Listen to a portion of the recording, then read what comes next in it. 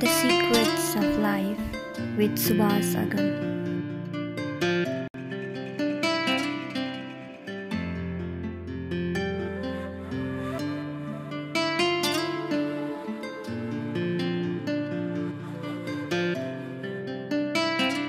जो हम लोग गायत्री मंत्र लेते हैं, जैसे एक नेपाल में जैसे एक संस्कृति है कि हम जब एक 7 वर्ष का होता है या 14 वर्ष से 15 वर्ष से पहले ही जो हम गायत्री मंत्र देते हैं, बहुत यज्ञ हवन आदि इत्यादि होते हैं, तो उतना बहुत तामझाम करके लेते हैं गायत्री मंत्र। तो इसका बहुत बड़ा योगदान होगा, इसीलिए तो इतना तामझाम के साथ इसे किया जाता है। तो गायत्री मंत्र तो हर एक के पास है, तो उसका तो साधना करना चाहिए होगा। तो गायत्री मंत्र का असल में साधना कैसे करना चाहिए, क्या इसको कैसे साधना करें? किसी भी मंत्र की साधना के लिए आपको सबसे पहले गुरु के पास जाना पड़ेगा जी। और आप बिना गुरु के कार्य करेंगे तो उसमें आपको कभी सिद्धि नहीं होगी। कारण यह है कि पुस्तकों से और घर बैठे यदि किसी को साधना हो जाती तो लोग हिमालय में क्यों जाते?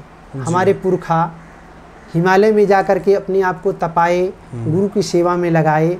यदि आपको सफल होना हो तो गो और गुरु में निष्ठा रखनी पड़ेगी। किसी भी विद्या के 4 अंग होते हैं। उपनिषद में बड़ा अच्छा एक कथानक आता है। एक आचार्य की पत्नी जब पेट से थी तो आचार्य का निधन हो गया और वह ब्राह्मणी उस समय आने पर बालक का संस्कार करके उस बालक को महर्षि गौतम के पास ले गई। हे गुरुवर, आप इस बालक को ब्रह्म ज्ञान से संपन्न करिए। वह बालक गुरुकुल में रहे, बहुत दिन तक गुरु की सेवा किए। गुरुजी से पूछे, गुरुजी क्या सेवा करें? तो गुरुजी बोले, बालक तुम्हारा संस्कार हो गया है, यह साधना करो और ये गाय है, यह गाय है 100 मात्रा में, आप इसको ले जाओ। जब यह 10,000 की संख्या में हो जाएं तब तुम लौट करके आना। गुरु की सेवा करते हुए उस ऋषि कुमार को 1 चरण की प्राप्ति हुई थी। जब गो सेवा करने लगे, गो सेवा के प्रभाव से नंदी प्रकट हुए और नंदी ने आशीर्वाद दिया, उनको 2य चरण की प्राप्ति हुई। त्रिकाल संध्या करते थे। त्रिकाल संध्या के क्रम में एक पक्षी आए और पक्षी जो है उनको ब्रह्म ज्ञान का उपदेश दिए, 3य चरण का उपदेश दे करके। और नंदी बोले, हे ब्राह्मण कुमार, अब आप हमको अपने आप को गुरु गौतम के, महर्षि गौतम के पास ले चलिए। 4th चरण की विद्या का दान आपको आपके आचार्य के द्वारा मिलेगा। अच्छा, गुरु ब्रह्मा क्यों होते हैं, गुरु विष्णु क्यों होते हैं, गुरु शंकर क्यों होते हैं? बड़ा अच्छा मार्ग विवेचन है। हाँ। देखिए, शास्त्र अनंत है और समय में सीमा में बांधना। तो हमारे महाराज जी तो कहा करते थे, भागवत की कथा 7 दिन में करना। भागवत की कथा नहीं होती है। अच्छा। वो तो भगवत हो जाता है। भगवत माने जैसे आप पशु के पीछे, कोई बंधा हुआ पशु हो और उसके पीछे आप चलने लगे तो आपको चलाएगा नहीं, वो आपको दौड़ाएगा पूरा सीमान, माने पूरे क्षेत्र में आपको दौड़ा देगा। तो उसी तरह समय में किसी ज्ञान को बांधना, पहले तो ज्ञान अनंत है और उन अनंत ज्ञान को भगवान का ही स्वरूप माना गया है, उनको समय में बांधना। यत्सारभूतम तदुपासनीयम, इसी मत के अनुसार हम लोग कार्य ले लें तो गुरु ब्रह्मा कैसे हैं? ब्रह्मा का कार्य क्या है? ब्रह्मा का कार्य है निर्माण। तो एक शिष्य का निर्माण कौन करते हैं?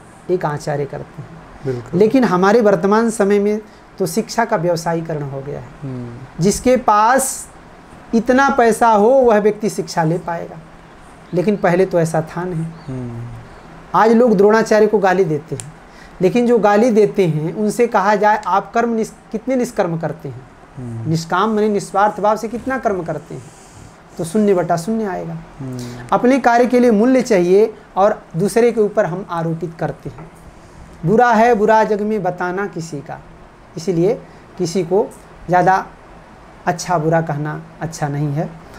कहने का तात्पर्य, ब्रह्मा जी निर्माण करते हैं, इसलिए ब्रह्मा जी क्या हैं?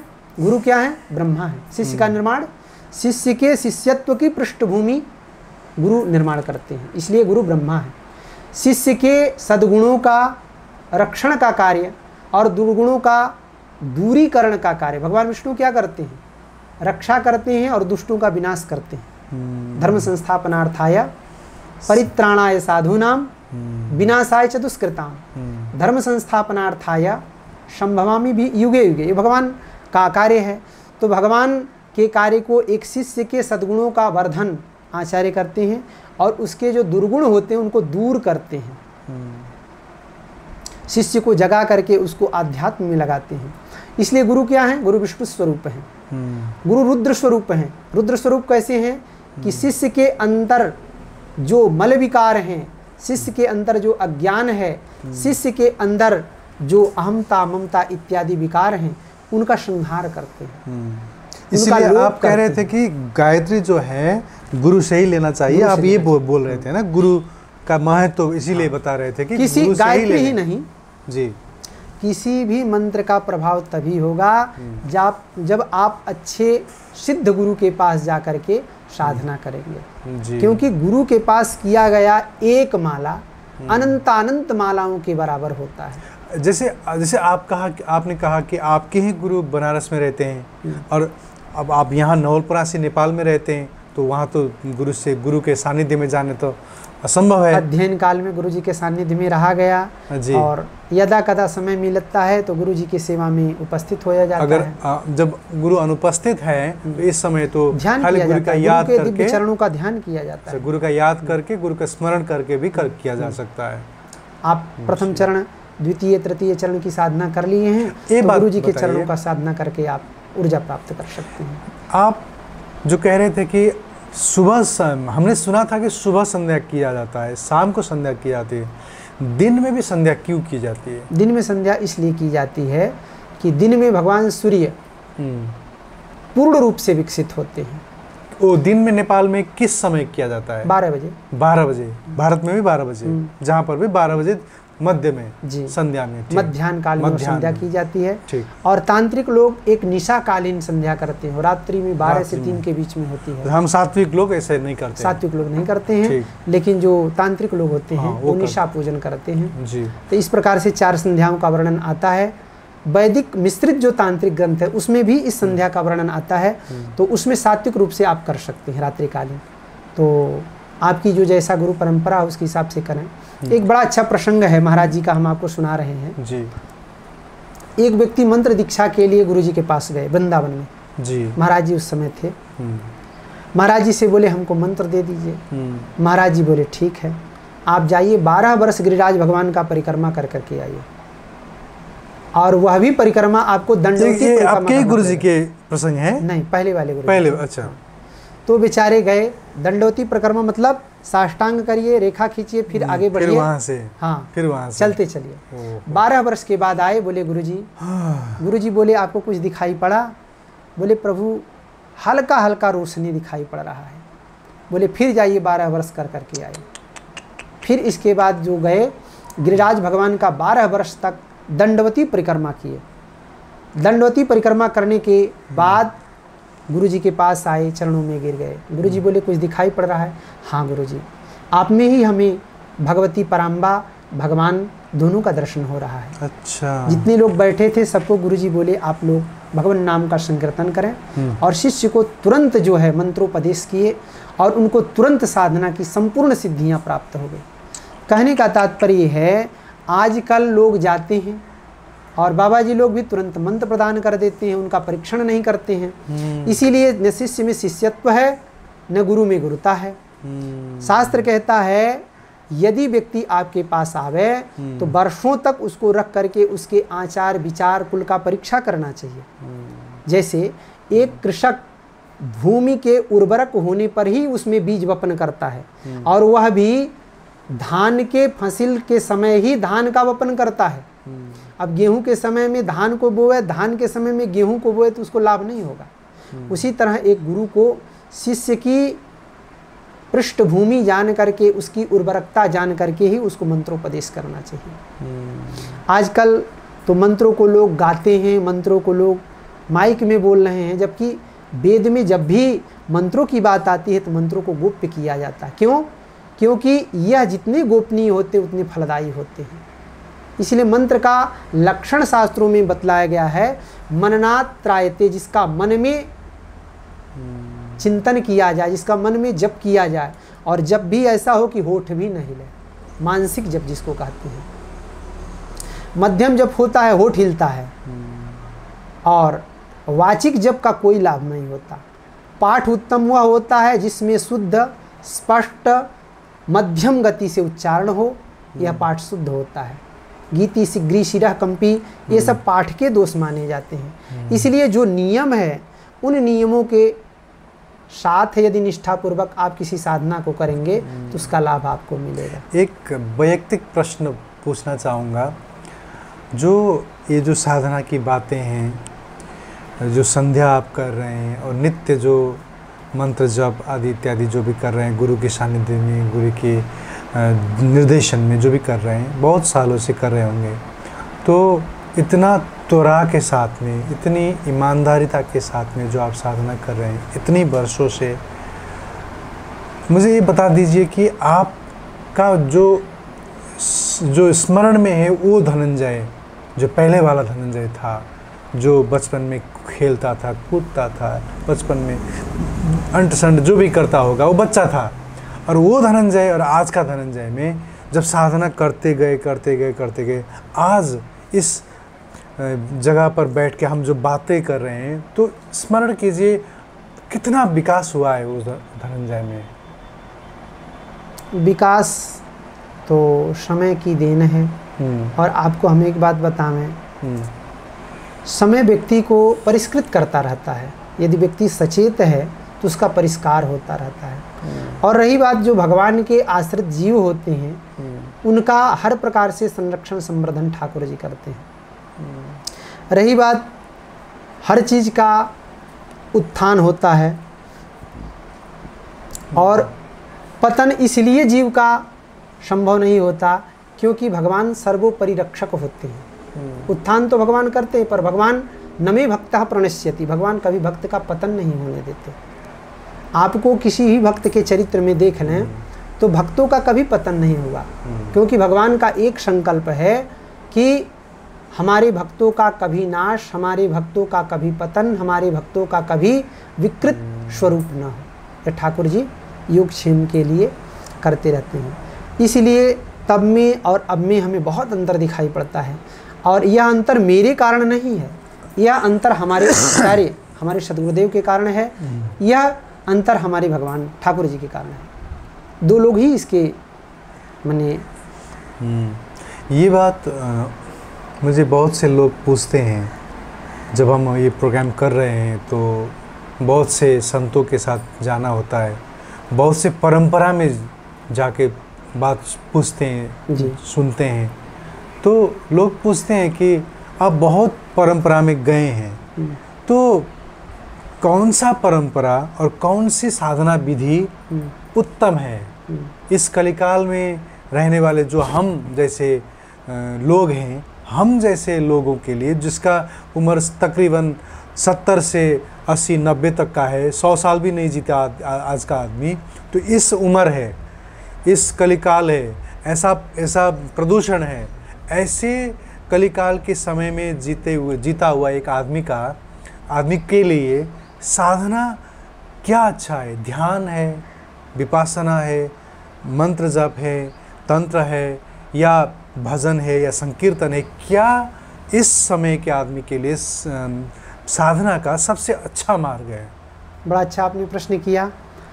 को बड़ छोट कहत अपराधु, भेद न गुणगन गणियन साधु।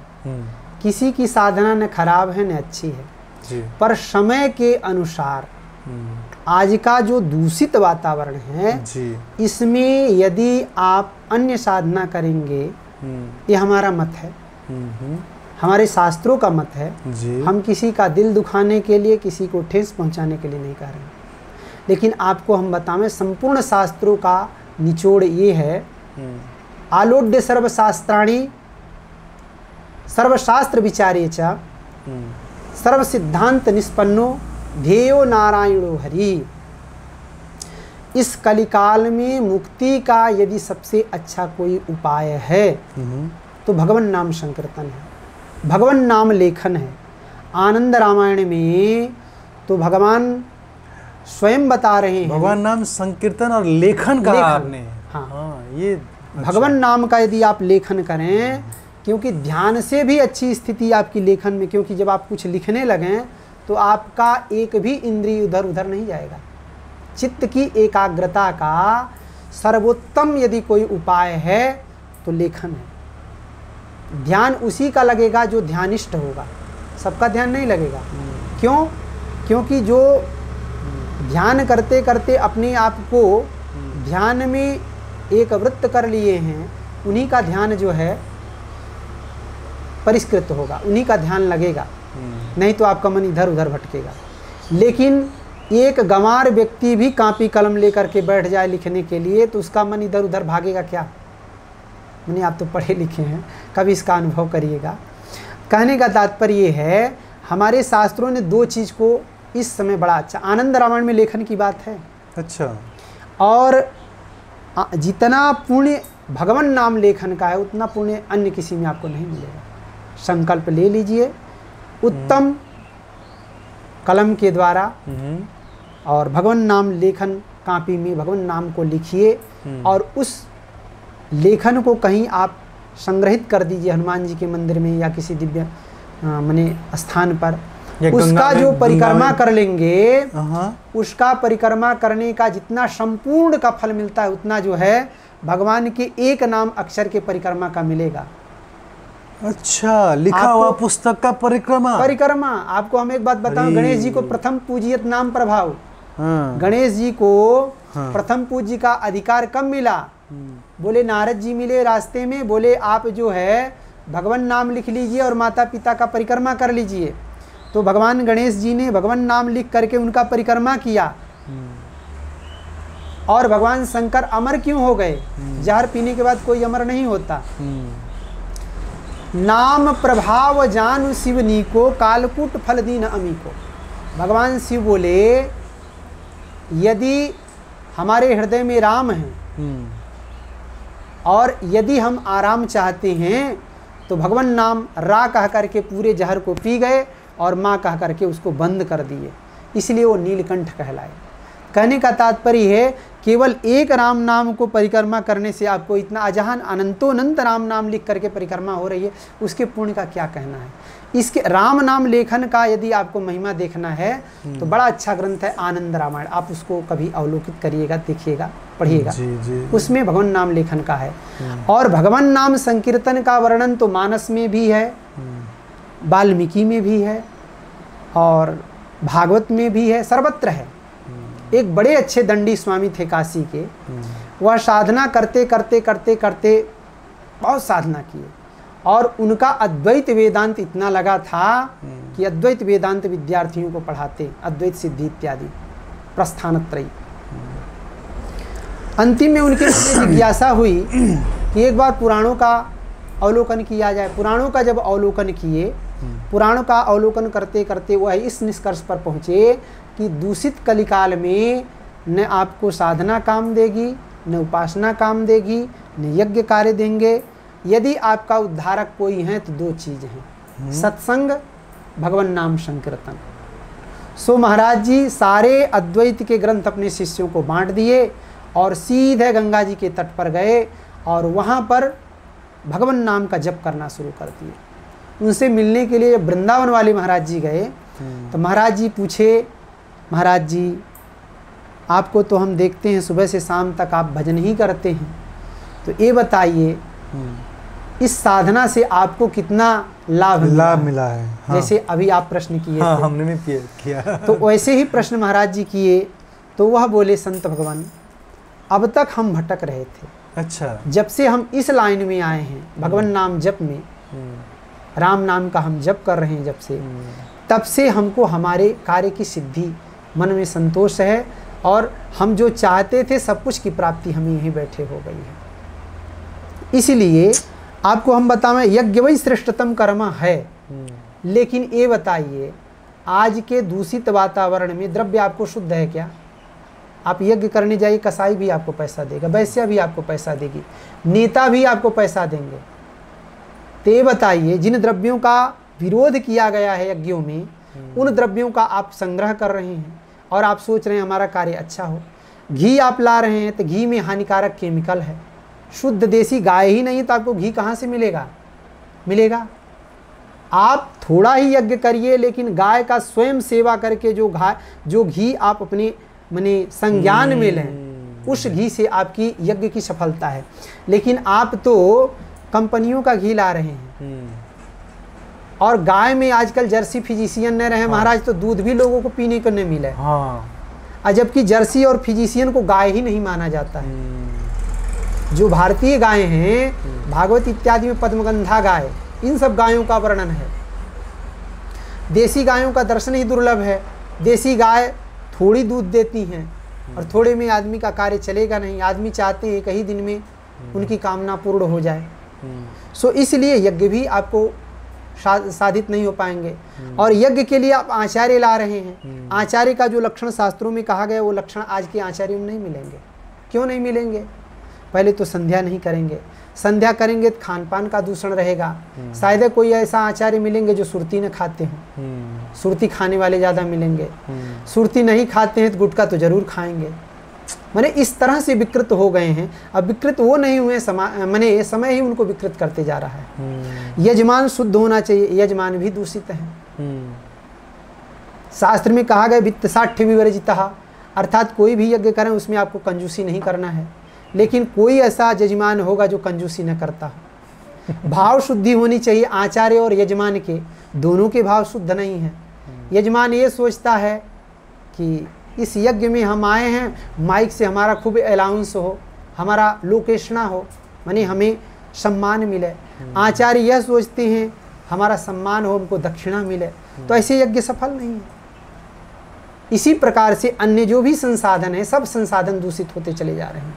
लेकिन भगवान नाम कभी भी दूषित नहीं होगा, क्योंकि भगवान नाम जो बोलेगा उसका भी कल्याण होगा। जितने जीव के कानों में भगवान नाम गया सबका कल्याण होगा। सत्संग वाल्मीकि नारद घट जोनी, निज निज मुखन कहीं निज होनी। भगवान के नामों को वाल्मीकि जी ने, अगस्त जी ने, नारद जी ने स्वयं बताया कि हम किस प्रकार से भगवान का नाम संकीर्तन किए, किस प्रकार से हम महात्माओं का शीत यानी जूठन प्रसाद लिए, भगवान का प्रसाद लिए, किस प्रकार से हमारा उद्धार हुआ। यह भागवत में, पुराणों में आपको विस्तृत रूप से मिलेगा। कलयुग के 5000 बीतने पर गंगाम त्यजत मेदिनीम, देवी भागवत का प्रमाण है। गंगा आदि नदियाँ चली जाएंगी, लेकिन भगवान का नाम तो कहीं जाने वाला नहीं है। भगवान का नाम अक्षुण्य है। जब से भगवान हैं, जब तक भगवान रहेंगे तब तक भगवान का नाम रहेगा। चहु जुग चहु महु नाम उदारा, चारों युग में भगवान के नाम का महिमा था, है और रहेगा। इसीलिए इस समय का सबसे अच्छा उपाय भगवान नाम लेखन, भगवान का सत्संग यानी कथा, और भगवान नाम संकीर्तन लेखन, यही सब सर्वोत्तम उपाय है। अब ये बता दीजिए कि सर्वोत्तम भगवान नाम ही है, ये पता चल गया, लेकिन भगवान नाम क्यों सर्वोत्तम है? भगवान नाम में क्या है ऐसा? राम न सकहि नाम गुण गाए, भगवान के नाम में क्या है? इसको भगवान भी कहना चाहें वक्तुम कल्प सतैरपि, तो भी कहने में असमर्थित हैं। और रही बात भगवान नाम में सब कुछ है, क्यों? कोई संत से कोई पूछा कि ये बताइए आराम कैसे मिलेगा? संत ने बड़ा सुंदर जवाब दिया, आराम की तलब है। माने आप आराम चाहते हैं जी, आराम की तलब है तो एक काम कर, आराम की शरण में तू राम राम कर। क्या भगवान के शरण में आकर के श्री राम जय राम जय जय राम, श्री राम जय राम जय जय राम आप करेंगे तो इससे आपका कल्याण होगा। आपको हम बतावें, आज महाराज जी सत्संग में बता रहे थे, एक कोई बहुत अच्छे ज्योतिषी थे, ज्योतिर्विद थे जी। उनके ऊपर कोई प्रारब्ध का कर्म आ चुका और महाराज जी के पास गए, बोले महाराज जी हम तो दैवज्ञ हैं, हम देख लिए हैं और हमें ये लग रहा है कि आज के 4 महीने बाद हमारी बड़ी दुर्गति होने वाली है, पूर्व जन्म का कुछ ऐसा पाप है, सो हम क्या करें? महाराज जी बोले आप ज्योतिषी हैं, आप अपने शास्त्रों से निष्कर्ष निकाल लीजिए। महाराज जी हम नहीं निकाल पा रहे हैं, आप ही कोई उपाय बताइए। बोले देखिए हम कहेंगे आप विश्वास नहीं करेंगे। बोले महाराज जी आपको हमारे ऊपर विश्वास नहीं। महाराज जी बोले यही तो दुविधा है, जो पढ़े लिखे होते हैं वो विश्वास नहीं करते हैं। पढ़े लिखे लोग तार्किक होते हैं। एक बिना पढ़ा लिखा आदमी श्रद्धालु हो सकता है, लेकिन पढ़े लिखे लोग श्रद्धालु बहुत कम होते हैं जी। आज देश की जो दुर्दशा है, चाहे वो राजनीतिक दृष्टि से हो, चाहे वो शैक्षणिक दृष्टि से हो, चाहे वो वैज्ञानिक दृष्टि से हो, और चाहे हर दृष्टि से हो, आज समाज को जितना विकृत होने का कार्य पढ़े लिखे लोग कर रहे हैं, उतना शायद लोग नहीं पढ़े लिखे रहते देश का दुर्दशा नहीं होता। जितना भ्रष्टाचार देश में है सब पढ़े लिखे लोग तो कर रहे हैं। कहने का तात्पर्य है, महाराज जी ने कहा पढ़े लिखों को समझाना टेढ़ी खीर है। बोले नहीं महाराज आपका बात हम मानेंगे। महाराज जी बोले 6 महीना के लिए आप संकल्प ले लीजिए, कहीं नहीं जाएंगे और नित्य नियम से भगवान नाम का जप करेंगे। बोले महाराज जी आपको हम वचन देते हैं 6 महीने के लिए हमारे सारे कार्यक्रम स्थगित, हम बैठ करके दिव्य भगवान नाम का संकीर्तन, भगवान नाम का जप करेंगे। किए, और जब उनका साधना पूर्ण होने लगा तो उनको झपकी आई। झपकी में वो क्या देखे कि कोई सैनिक है उनको पकड़ करके ले जा रहा है, मारते पीटते घसीटते। वहाँ ले गए और इसके बाद जो न्यायाधीश हैं वो कह रहे हैं इस पापी को बहुत मार मारो, इसका सांप छीन लो, छीन करके सब गो सेवा में, साधु ब्राह्मण सेवा में लगा दो, इसने यह अपराध किया है। उस समय इनको इतनी वेदना हो रही थी मार खाते वक्त स्वप्न में। थोड़ी देर बाद जब नींद उछटी और साधना पूर्ण करके महाराज जी के पास आए, महाराज जी बोले आपको 6 महीने के प्रारब्ध को 4 महीने में ठाकुर जी भुगा दिए, अब आप निष्पाप हो गए, आपके प्रारब्ध मिट गए हैं और आप जो संकल्प लिए उसको पूर्ण करें। इसके बाद से वह जो दैवज्ञ थे वह भगवान नाम जप में लग गए। बोले महाराज जो इस प्रारब्ध को बदल सकता है, क्या वह सब प्रारब्ध को नहीं बदल सकता है? बोले अब इस उपाय को छोड़ करके कोई उपाय नहीं करेंगे। जिस भगवान नाम को हनुमान जी ने अंगीकार किया, जिस भगवान नाम को शुक, व्यास, कबीर, शिव, नानक समस्त महापुरुषों ने अंगीकार किया, चाहे हिले महाप्रभु हों, चाहे स्वर्गद्वारी महाप्रभु हों, चाहे दंडी स्वामी हों, चाहे गलेश्वर बाबा हों, जिस साधना को सभी लोग ने अंगीकार किया भगवान नाम को, उस साधना को यदि हम अंगीकार करें क्या हमारा कल्याण नहीं होगा? अर्थात अवश्यमेव कल्याण होगा। कलौ नास्त्यैव नास्त्यैव नास्त्यैव गतिरन्यथा। अर्थात कलयुग में कोई गति नहीं है। क्या गति है? नाम संकीर्तनम यस्य सर्व पाप प्रणाशनम प्रणामो दुख समनो स्तम नमामि हरिम परम। इसलिए जो हरि हैं ऐसे हरि भगवान का स्मरण करते हुए कालक्षेप करें। आपका जो है कुछ करने की जरूरत नहीं है। अन्य साधनों को तो ज्ञान की पंथ कृपान की धारा कहा गया है, पर भगवान का जो नाम है वह नाम जो है सुगम है। भाव कुभाव अलख आलसहूँ नाम जपत मंगल दिशि दसहूँ। भगवान को गरिया करके जपिए, चाहे हंस करके जपिए, जैसे भी जपेंगे गरिया भी सकते हैं। शिषपाल इत्यादि गाली ही दे करके तो भजन किए हैं। जनकपुर वाले गरियाते हैं, गाली ही देते हैं राम को। तो कहने का तात्पर्य है मानव एक भगति करना था। भगवान से कोई प्रेम एक संबंध रखिए, भगवान नाम का संकीर्तन करिए, इससे आपका और सभी का कल्याण होगा।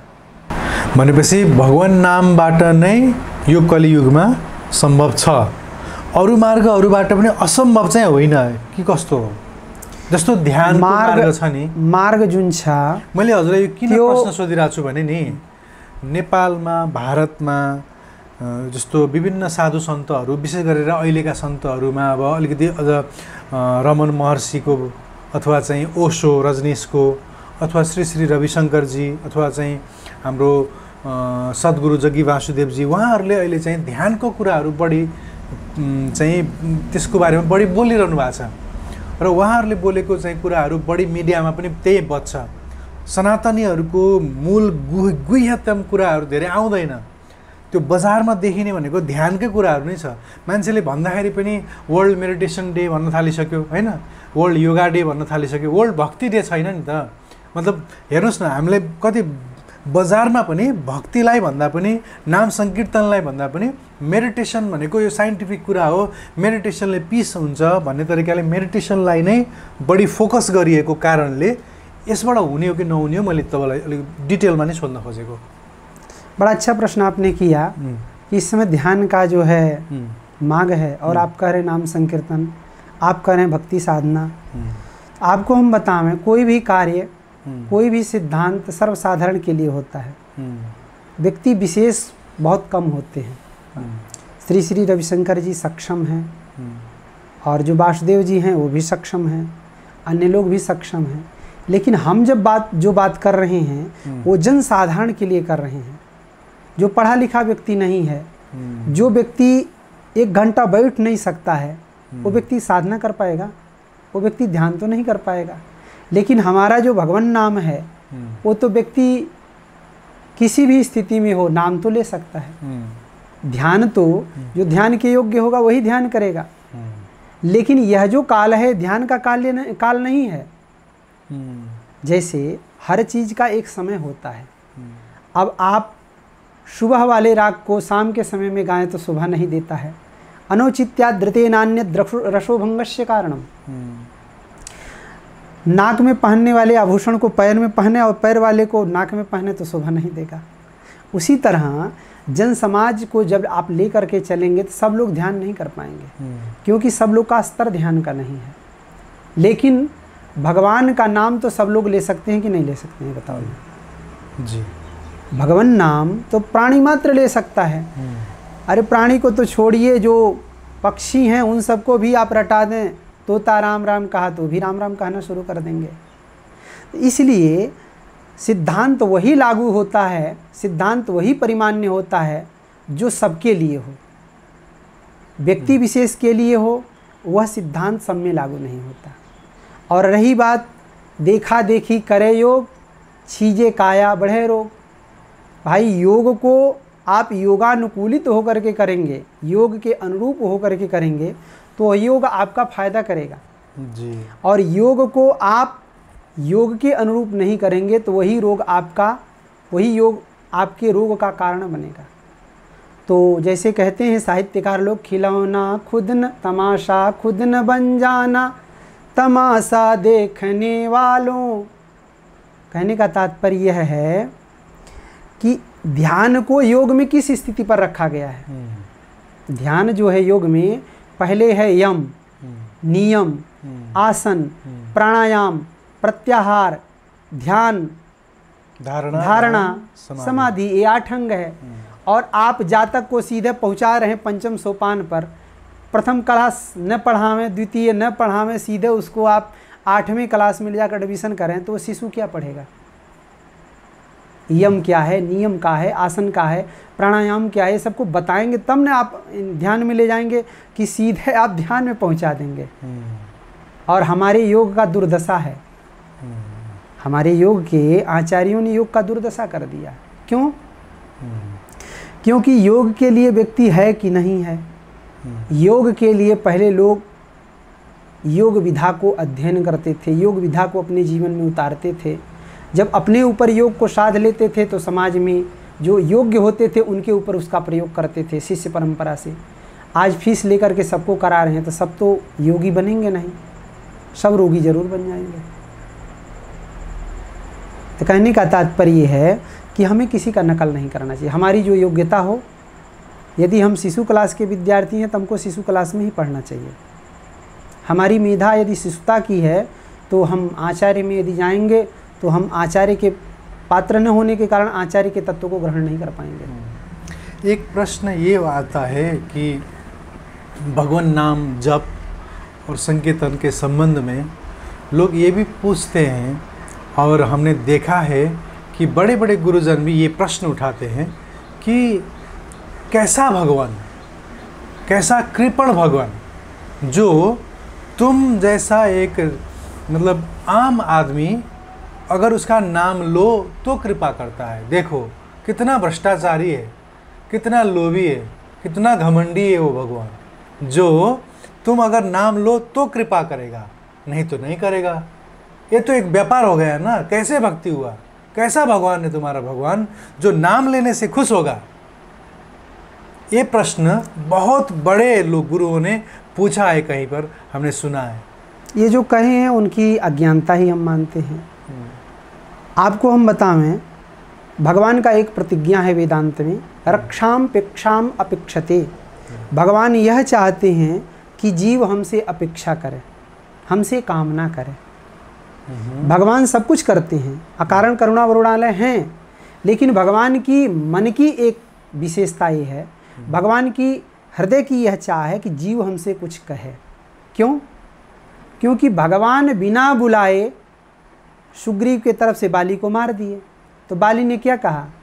मैं बैरी सुग्रीव पियारा, कारण कमन नाथ मोहि मारा।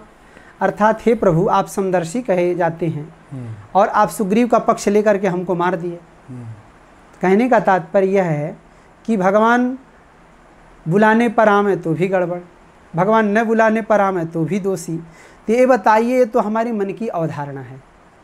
राष्ट्रपति बहुत अच्छे हैं, पर आप अर्जी नहीं लगाएंगे अपनी समस्या का, क्या राष्ट्रपति आपके समस्या का निदान करेंगे? अगर ये प्रश्न आप पूछ रहे हैं तो इसका जवाब ये देंगे कि वो तो कोई राष्ट्रपति जैसा व्यक्ति नहीं है ना, वो तो भगवान है।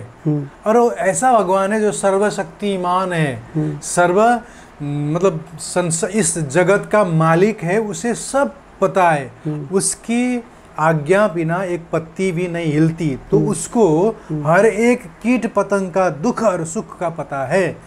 तो अगर वो भगवान है, अगर वो मेरा इष्ट है, तो वो मेरा दुख देखेगा ना। अगर वो मेरा दुख देखेगा तो वो मुझे कृपा करेगा, तो मैं उसे निज सुख दुख करे को न दाता, निज कृत कर्म भोगी सब ताता। अच्छा, आप परीक्षा देने गए होंगे जी, तो आपके जो परीक्षक होंगे या परीक्षा के व्यवस्था में जो आपके शिक्षक रहे होंगे, आप क्या लिख रहे हैं, क्या नहीं लिख रहे हैं, गलत लिख रहे हैं, सही लिख रहे हैं, आपको टोकते हैं क्या? नहीं टोकते हैं, क्योंकि उनका काम था पढ़ाना, वो पढ़ा दिए आपको। अब क्या लिखना है परीक्षा में, आप स्वतंत्र हैं। उसी तरह भगवान किसी को सुख और दुख नहीं देते हैं। सुख और दुख अपनी कमाई है। न निंदितम कर्म तदस्ति लोके, संसार में ऐसे कोई कर्म नहीं है जिस निंदनीय कर्म को जीव एक नहीं अनेकों बार न किया हो। संत यामुनाचार्य स्वामी जी स्तोत्र रत्नावली, स्तोत्र रत्न आलवंदार स्तोत्र में कहते हैं कि उस अपराध को जीव हजारों बार न किया हो। न निंदितम कर्म तदस्ति लोके, पर जब वही कर्म पक करके हमको भोग के रूप में मिला, बोया पेड़ बबूल का तो आम कहाँ से हो। अपने बारी में आप बबूल लगा दिए, रास्ते भर तो कांटा बिछा दिए हैं, अब उस रास्ते पर जाना आपको है। अब जब चल रहे हैं कांटा चुभ रहा है तो गाली दे रहे हैं आप भगवान को। तो ये बताइए, कर्म करने में आप स्वतंत्र हैं, गाली भगवान को दे रहे हैं। और रही बात सामान्य राष्ट्रपति आपकी समस्या नहीं जान रहा, भगवान जान रहे हैं। भगवान जान रहे हैं, इसीलिए आपको बहुत कम दुख दे रहे हैं। नहीं तो जैसा आपका कर्म है उसके हिसाब से इतना कष्ट देना चाहिए कि आप भुगते भुगते भी आपका कई जन्म हो जाए, फिर भी जो है आप नहीं भोग पाएंगे। लेकिन भगवान कृपा करके आपको बार बार मनुष्य बना रहे हैं। लेकिन आप मद में, अहंकार में, ज्ञान के उन्मत्त भाव में आकर के ईश्वर की सत्ता को नकारते हैं, धर्मशास्त्र को नहीं मानते हैं। और जब कष्ट आता है तो काल ही कर्म ही ईश्वर ही मिथ्या दोष लगाए। आप भगवान को दोष लगा रहे हैं, समय को दोष लगा रहे हैं। ऐसा जो कहते हैं उनको गीता एक बार अवश्य पढ़नी चाहिए।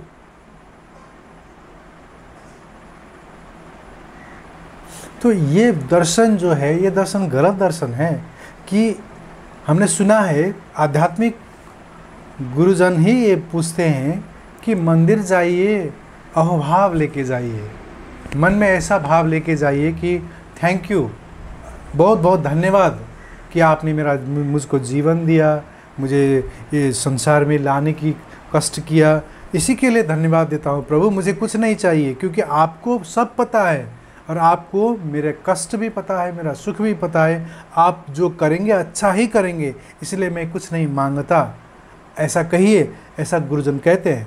गुरुजन बहुत सही कहते हैं। यदि आप मांगेंगे तो अपने स्तर से मांगेंगे। एग्जैक्टली। और यदि वो देंगे तो अपने स्तर से देंगे। बिल्कुल। ये बताइए, आपको अपने स्तर से संतुष्टि होगी कि उनके स्तर से संतुष्टि? मैं मांगूंगा तो एक साइकिल, उनको देना है एरोप्लेन, या हम अभी एरोप्लेन बड़ा कह रहे हैं। बड़ा अच्छा प्रसंग आपने कहा। इस पर गुरु गोविंद सिंह का एक संस्मरण याद आ गया, गुरुजी सुनाया करते थे। गुरु गोविंद सिंह जो पंजाब के दशमेश थे, 10वें सिख गुरु, हाँ, वह जो है नित्य माता जी का कथा सुनते थे, पराम्बा का चरित्र। कोई आचार्य आके उनको सुनवाए। आचार्य के मन में यह था कि महाराज जी को हम कथा सुनाए हैं और महाराज जी कुछ मांगने को कहेंगे तो हम कहेंगे बढ़िया घोड़ा दे दीजिए, क्योंकि पैदल चलते हैं हम। और गुरु गोविंद सिंह यह सोच रहे थे, आचार्य ने बड़ी कृपा की, दिव्य माता जी का चरित्र सुनाया, और हम यह चाहते हैं कि इनकी माने जितनी संपदा हमारे पास है सब इनको दे दें, इनको जो है सब सपुर्द कर करके हम चले जाएं भजन करने के लिए। कथा अवसान हुआ, माता जी के चरणों में कथा की अर्पित की गई, कथा आरती हुई। बड़े प्रसन्न हुए गुरु गोविंद सिंह जी। गुरु गोविंद सिंह कहे, आचार्य जी बड़ी कृपा की, आपने कथा सुनाई, अब जो आपकी इच्छा हो सो दक्षिणा बतावें। आचार्य बोले, महाराज हमको एक ठे बढ़िया घोड़ा दे दीजिए। गुरु गोविंद सिंह बोले, भाई इनको घोड़ा दे दीजिए ला करके। सैनिक गए, घोड़ा ला करके दे दिए। गुरु गोविंद सिंह बोले, गुरुजी हम तो आपको पूरा संपूर्ण यह ऐश्वर्य देना चाह रहे थे, पर आप घोड़े में ही अटक गए। तो उनको बड़ा पश्चाताप हुआ। कहने का तात्पर्य है, आध्यात्म में सुख और दुख नाम की कोई चीज़ नहीं होती। सुख और दुख की परिभाषा आध्यात्म में होता है मनस्य अनुकूलता सुखम, मनस्य प्रतिकूलता दुखम। जो आपके मन से हो रहा है वो सुख है, और जो आपके मन के विपरीत हो गया दुख है। ये बताइए, आप किसी शासक के अधीन हैं, आपको शासक के अधीन रहना पड़ेगा कि शासक को अपने अधीन बनाएंगे आप? अर्थात यदि सब लोग ईश्वर को अपने अधीन चलाने लगें तो संसार नहीं चलेगी। क्यों किसी को जो है पानी चाहिए तो कहेगा भगवान पानी बरसाइए। किसी को जो है रास्ते में दिक्कत होगी, प्रभु हम यात्रा कर रहे हैं, पानी बिल्कुल मत बरसाइए। एक ही कार्य किसी को सुख दे रहा है, किसी को दुख दे रहा है। जैसे आप मान लीजिए, यह उजाला है, यह उजाला हम लोग के लिए बहुत अच्छा है, लेकिन जो गलत काम करने वाले हैं, चोरी करने वाले हैं, उनको यह उजाला अच्छा नहीं रहेगा। कहने का तात्पर्य, एक ही क्रिया हर किसी को सुख नहीं दे सकता है। संसार ही विचित्र है, ये जो विधि की संरचना है विचित्र है, इसलिए सबको खुश कर पाना बड़ा मुश्किल काम है। और सुखी कौन है?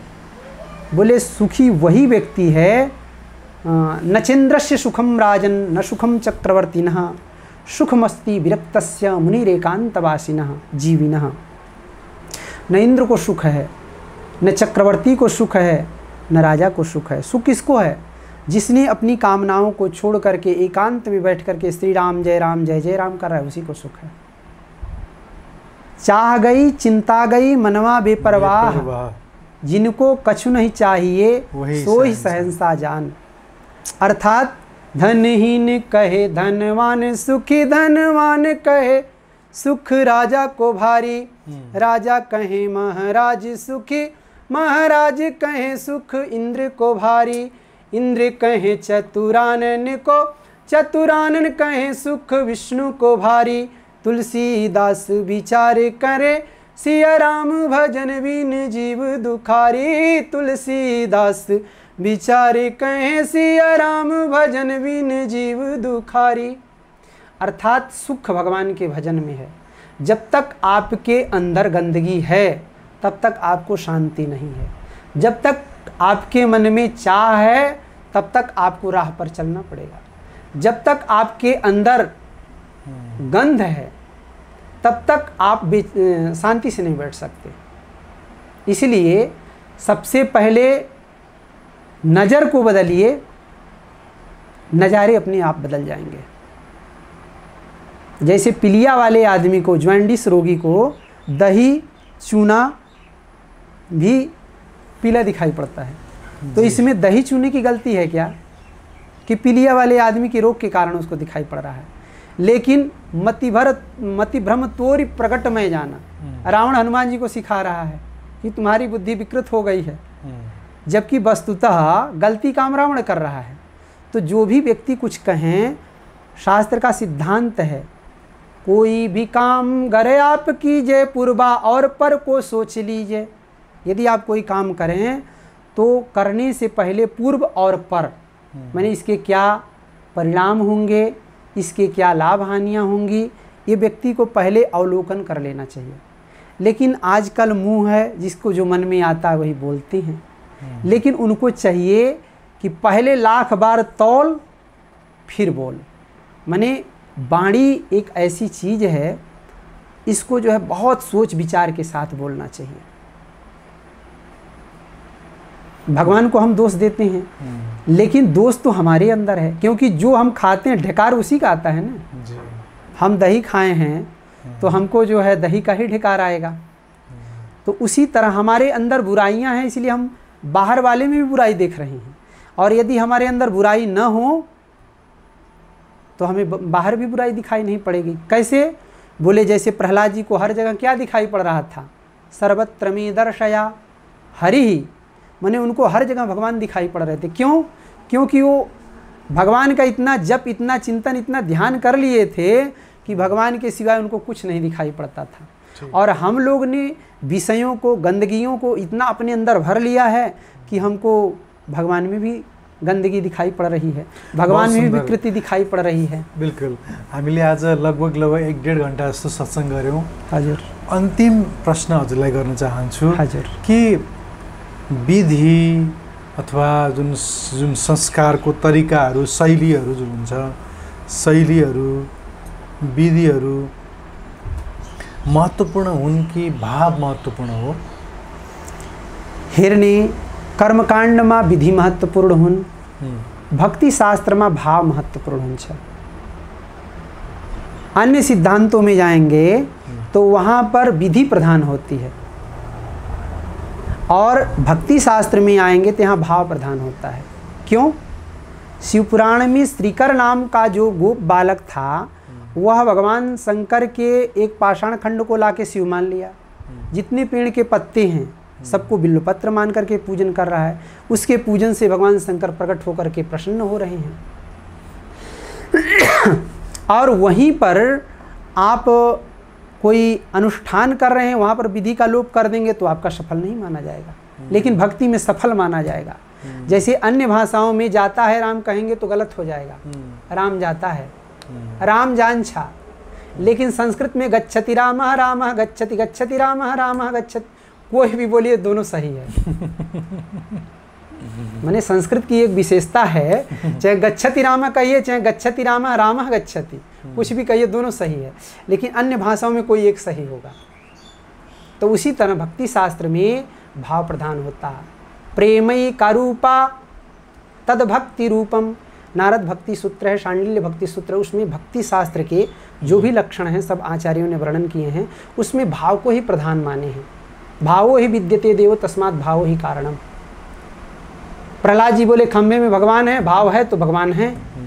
लेकिन आप लाख जो है भाव को अन्य जगह पुष्ट करिए, और यदि विधि में कहीं त्रुटि हो गई तो आपको अनुचित फल उठाना पड़ेगा। वो कथानक कदाचित आप सुने होंगे, कोई पंडित जी सप्तशती का पाठ कर रहे थे, अनुष्ठान कर रहे थे, रक्षतु भार्या रक्षतु भैरवी कहना चाहिए, पर भार्या भक्षतु भैरवी कह दिए तो पत्नी ही मर गई। कहने का तात्पर्य है भावग्राही जनार्दना, भक्ति में ही भावग्राहित होते हैं, अन्य जगह भावग्राहित नहीं होते हैं।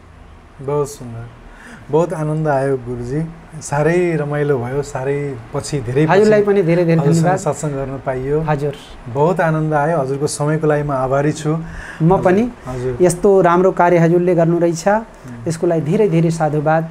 यस्तो खालको हाम्रो राष्ट्रमा र जहाँ कहीँ पनि महापुरुषहरू छन्, सबैसित मिलेर यो ज्ञानको निधि जन जनमा वितरित गर्ने यो हजुरको कार्य मलाई धेरै रुचायो। यसलाई म भगवानसित प्रार्थना गर्छु कि उत्तरोत्तर यस कार्यक्रमको वृद्धि होस् र हाम्रो दर्शकहरू पनि यस्तो राम्रो राम्रो कार्यक्रम देख्ने, यसको सहयोग गर्ने, समर्थन गर्ने यही म पनि कामना गर्दैछु। धेरै धन्यवाद। जय नेपाल, जय तु संस्कृतम, जय तु सनातन धर्म।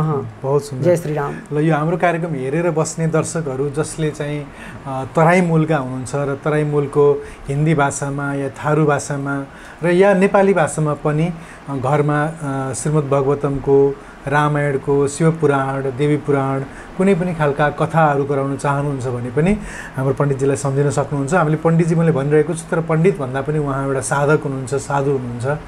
सबै चिज त्याग गरेर, साधना गरेर त्रिवेणी धामको जयको लागि कर्म गरिरहनु भएको छ। उहाँलाई हजुरहरूले घरमा बोलाएर त्यस्ता पूजा अनुष्ठानहरू गराउनु सक्नुहुनेछ। किनभने पढेको, बुझेको र राम्रोसँग त्यो चिजलाई जानेको व्यक्ति भेट्न पनि बहुत गाह्रो छ आजको यो कलिकालमा।